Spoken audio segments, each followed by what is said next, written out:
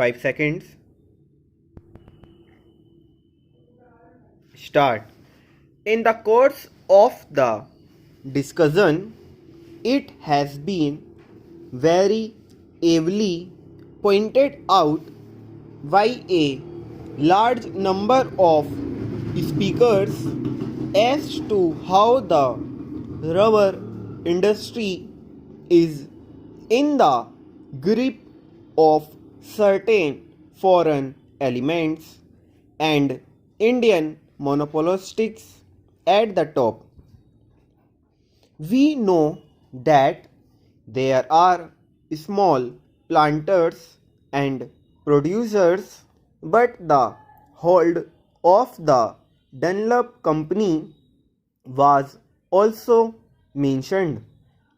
So far as the big industries are concerned, it has been their policy to capitalize the money and to put money in the reserve fund instead of utilizing such funds and profits for improvement of the working classes and for the betterment of the laborers.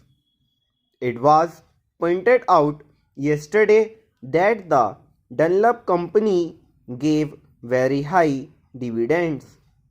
You will be shocked to know that while the company had money to declare a dividend of 40% and also to capitalize a part of the profits, it did not give at all a fair deal to the workers. On the contrary, they were kept at more or less the same level where they had a kind of labor, practically speaking. Therefore, it becomes necessary to look into this matter. Sir, we are interested in the increase in production, and everybody is interested in the increase in production. The production of rubber, coffee, or of any other essential commodities or imported commodities must undoubtedly be increased in the country, but merely by appointing a board or by taking certain powers into the government's hands or investing the board with such powers, you cannot ensure increase in production. There may be slight improvement here and there, but materially you cannot alter the situation until and unless you inspire the real producers by making them see through their own lives experience that increase of production means a constant rise in their standard of living, in their material and cultural well-being.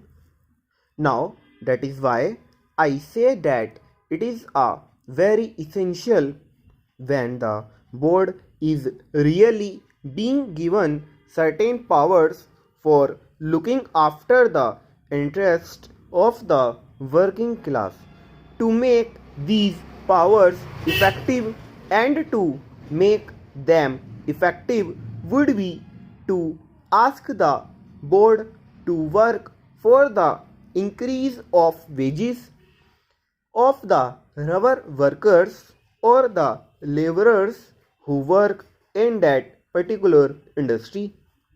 Now, that is not there.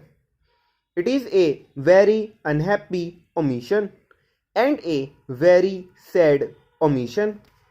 If the intention of the will is good, sir, as you know, we had been told in the recent days very much about socialism, and we are not talking about socialism in its big aspects here at all.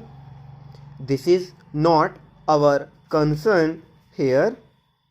But if you at all really have such feelings, if you think that socialism is something which one has to swear by, even though the ideas of socialism were first propagated 1 century ago, then give some expression to it. But we know that there will not be socialism at all under you. All that we say is, if you swear by socialism, talk about socialism,